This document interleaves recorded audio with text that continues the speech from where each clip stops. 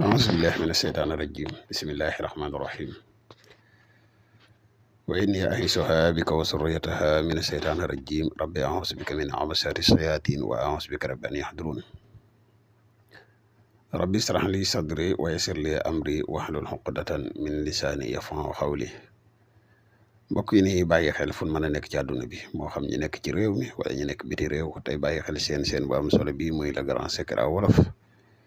ñoo ngi leen di waxati asalaamaaleykum wa rahmatullah mbokk yi ginnaaw bi ñu santatee yàlla julli ci yonent bi sallallahu alayhi wa sallam ñu ngi jaajëfal ñëpp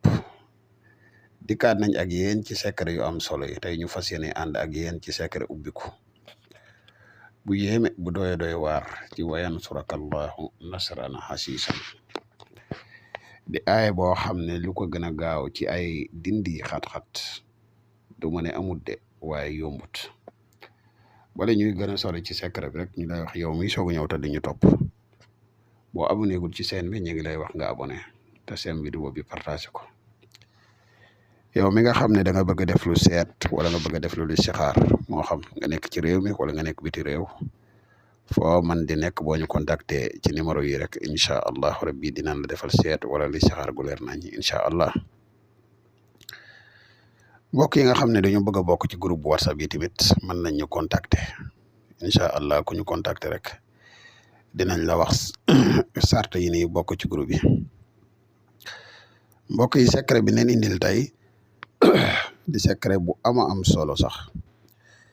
ci wàllu ubbiku muy aaye bu am solo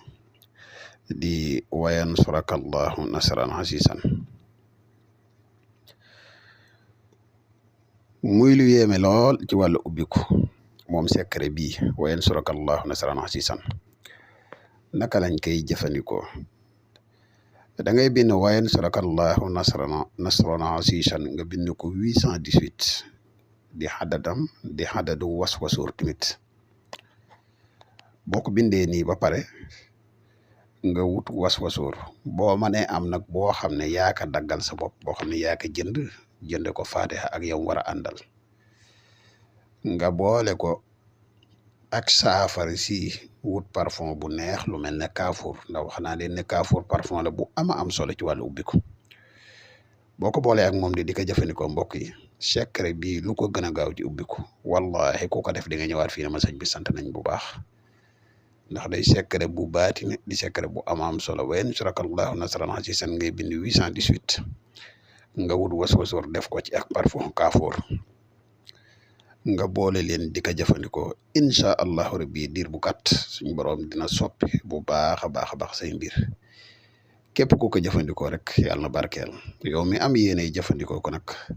sart bi leen rek la mooy nga abonné ci chaîne bi te partage vidéo bi te nga julli ci yonent bi sallallahu alayhi wa sallam